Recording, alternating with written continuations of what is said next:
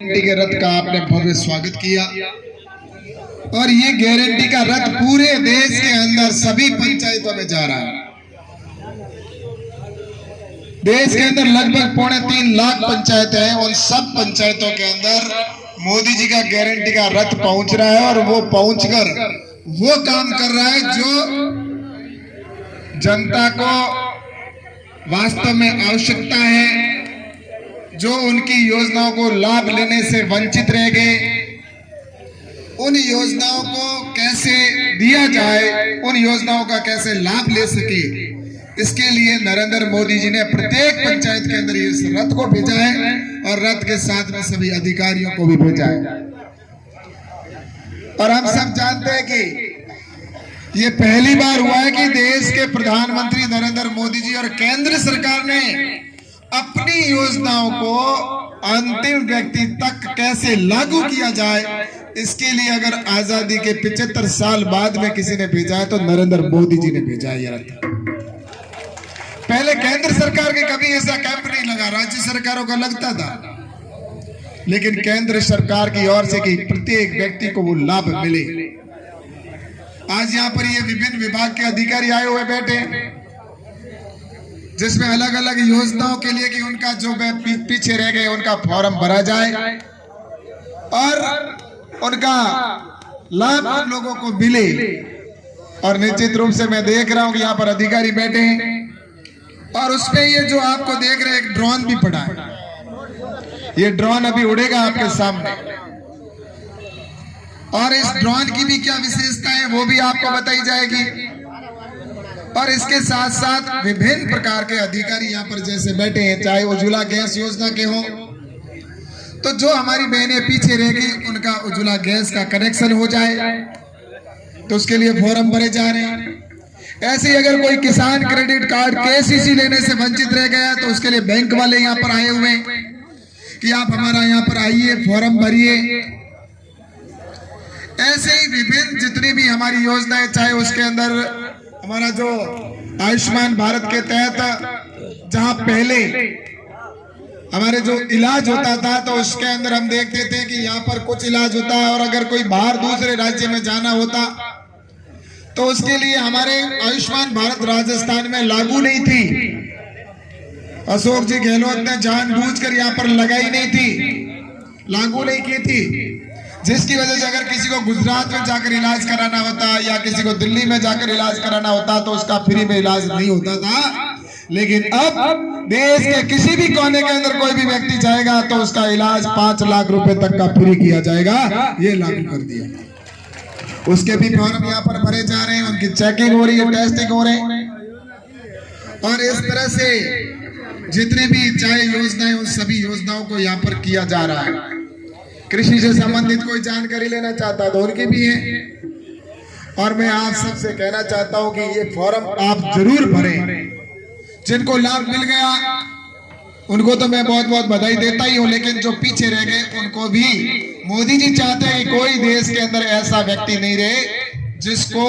वास्तव में लाभ नहीं मिल रहा है। अगर चाहे वो खाद्य सुरक्षा का हो, अगर उसको राशन सामग्री अगर वो पात्र है या उसको वो योग्य है, गरीब है और उसको नहीं मिल रहा है तो उसको भी यहाँ पर फॉर्म भरा जा रहा है ताकि उनको मिल जाए। ये देखने को निश्चित रूप से आपको अब मिल रहा है। और मैं आप सबसे कहना चाहता हूं कि आने वाले समय के अंदर हमारे देश को आगे बढ़ाना है। हमारे प्रधानमंत्री जी चाहते हैं कि देश का अंतिम व्यक्ति जो बैठा है उसको वो सुविधाएं मिले जो उसको वास्तव में उसका हक है। और आपको बताकर मुझे प्रसन्नता हो रही है कि जहां देश के अंदर प्रधानमंत्री नरेंद्र मोदी जी के नेतृत्व में जो योजना है, गरीब कल्याण की योजना हो, चाहे दूसरे इंफ्रास्ट्रक्चर की बातें कर रही हो, तो उस दिशा में देश के अंदर काम किया जा रहा है। आज गरीब कल्याण की बात करते हैं तो वास्तव में राजस्थान हो चाहे पूरा देश हो,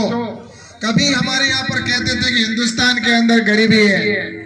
और वास्तव में हिंदुस्तान को हम क्या कहते हैं, दुनिया के लोग कहते थे कि हिंदुस्तान गरीबों का देश है, क्योंकि हिंदुस्तान के अंदर वास्तव में गरीबी थी। गांवों के अंदर लाइट के अभाव के अंदर जीना पड़ता था, जहां लाइट के अभाव में लालटेन के रोशनी के अंदर पढ़ना पड़ता था। तो वहीं पर अगर सोच जाना होता तो बाहर किसी पेड़ का सहारा लेना पड़ता या किसी दूसरी झाड़ी का सहारा लेना पड़ता था। वहीं पर कच्चे मकान के अंदर रहना पड़ता था।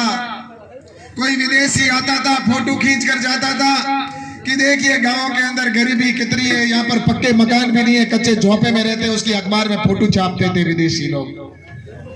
फिर हमारी बहनें रोटियां बनाती थी तो लकड़ी पहले तो काट के लाओ और काट के लाने के बाद उस लकड़ी को फिर जलाना और उससे रोटी बनाना और उससे निकलने वाले धुएं से वो अपनी आंखों से आंसू आते हुए आंसुओं को भी पोंछना और रोटी भी बनाकर अपने परिवार को और आए हुए मेहमानों को खिलानी पड़ती थी और उनके आंखों के आंसुओं को भी कोई पोंछने वाला नहीं था। ऐसी स्थिति के अंदर विदेशी लोग फिर आते और उस बहन का फोटो खींच कर जाते और किसी अखबार में छापते कि देखिए हिंदुस्तान में गरीबी। फिर इसी तरह से कोई देखता था कि जिस तरह से गांवों के अंदर चाहे उज्ज्वला गैस योजना की बात करें या गैस का कनेक्शन की बात करें, इस तरह से गांवों के अंदर चाहे पानी की बात करें, आज हमारा रेगिस्तानी क्षेत्र सबसे ज्यादा पानी का संकट अगर किसी ने देखा है या समझता है तो वो राजस्थान, और राजस्थान में भी सीमावर्ती क्षेत्र के लोग ज्यादा जानते हैं कि पानी की समस्या क्या होती है। और पानी के लिए घड़ा हमारी बहनें बाहर से लाती थी, 5-5 किलोमीटर 3-3 किलोमीटर से दूर से पानी लाना पड़ता था। और हमारे परिवार के लोग तो जहां तक ऊंट के ऊपर जाते सुबह जल्दी 3 बजे उठते थे, बाहर जाकर दूर से पानी 20-20 50-50 किलोमीटर से पखाल के ऊपर लेके आते थे और उसके बाद में घर का काम शुरू होता था। पानी पीना हो तो पीने की समस्या, नहाना हो तो समस्या। ऐसी स्थिति के अंदर जब घड़ोला हमारी बहनें लेकर आती थी तो कोई विदेशी फिर फोटो छापता कि और दूर से लेके आती हुई उसके सिर के ऊपर घड़ा रखा हुआ, घड़ा 1 नहीं 2 नहीं 3-3 घड़े 4-4 घड़े उनके सिर पर रखे हुए होते थे। और वो घड़े भी कैसे, जब छोटी बच्ची होती थी ना उसको ही सिखा दिया जाता था कि तुम्हें घड़ोला रखना। जैसे जैसे उम्र बढ़ती वैसे घड़ों की संख्या सिर पर बढ़ती जाती। जैसे वो अगर मान लो 5, 6, 7, 8 साल की होती उस समय उसके ऊपर सिर के ऊपर एक लोटे जितना छोटा सा घड़ोलिया उसके ऊपर रख दिया जाता ताकि उसकी आदत पड़ जाए पानी लाने की। और वो जैसे ही 15, 17, 15, 12, 13 साल की होती फिर उसके ऊपर घड़ा एक बड़ा संख्या आकार बढ़ जाता और ऐसे ही फिर उम्र बढ़ती तो उस घड़े के ऊपर फिर घड़ा आ जाता। ऐसे फिर वो वापस बड़ी हो जाती तो उसके ऊपर फिर तीसरा घड़ा चढ़ जाता और ऐसे 3-3 घड़े सिर के ऊपर लेकर वो जाती और ऊपर उम्र उसकी निकल जाती और फिर वही घड़ा जब उसकी उम्र और बढ़ जाती और वो जब 70 साल की या 60-65 साल की बुजुर्ग हो जाती तो उस 3-4 घड़ों में से एक घड़ा उतरता, फिर उम्र बढ़ती, फिर एक घड़ा और उतर जाता। जैसे जैसे बुजुर्ग होती, जैसे बड़े घड़े वैसे धीरे धीरे वो 70-80 साल की होती उसके एक घड़ा हो जाता, फिर घड़े का आकार वो और छोटा होता, लेकिन वो बुजुर्ग होने के बाद भी उसको पानी लाना पड़ता था। ऐसी स्थिति के अंदर से हमने अपने बुजुर्गों ने ऐसे दिन निकाले और ये था राजस्थान का और पश्चिमी राजस्थान के हालात। उन बहनों के घड़े को उतारने का काम अगर कोई देश में कर रहा है तो नरेंद्र मोदी जी हर घर जल योजना के तहत हर घर में टूटी लगाने का काम नरेंद्र मोदी जी ने प्रारंभ कर दिया है। और देश के सभी जगह लगभग 70% घरों में नल के कनेक्शन हो चुके हैं। जहां प्रधानमंत्री नरेंद्र मोदी जी बने उस समय इस देश के अंदर सिर्फ 16% घरों में लाइट पानी के कनेक्शन थे, आज लगभग 70% घरों में कनेक्शन हो गए। और राजस्थान सबसे पीछे है इस मामले में पानी के कनेक्शनों में, क्योंकि राजस्थान में दुर्भाग्य से जो सरकार थी, कांग्रेस की सरकार, अशोक जी गहलोत की सरकार, उसने यहाँ पर पानी का पैसा देने के बावजूद भी कनेक्शन नहीं किए, जिसकी वजह से यहाँ पर वंचित रह गए। लेकिन मैं कहना चाहता हूं कि अब राजस्थान में सरकार बदल चुकी है और बहुत जल्दी आपके सभी के कनेक्शन घर पर कर दिया जाएगा मीठे पानी का। और आपके चौटन के अंदर भी कोई ऐसा घर नहीं बचेगा, कोई भी घर, चाहे चौटन गांव हो चाहे चौटन विधानसभा की ढाणियों में रहने वाला हो, उन सभी के घर पर नल का कनेक्शन करने का काम आने वाले समय के अंदर मोदी जी की सरकार और राजस्थान की सरकार और केंद्र सरकार मिलकर करेगी।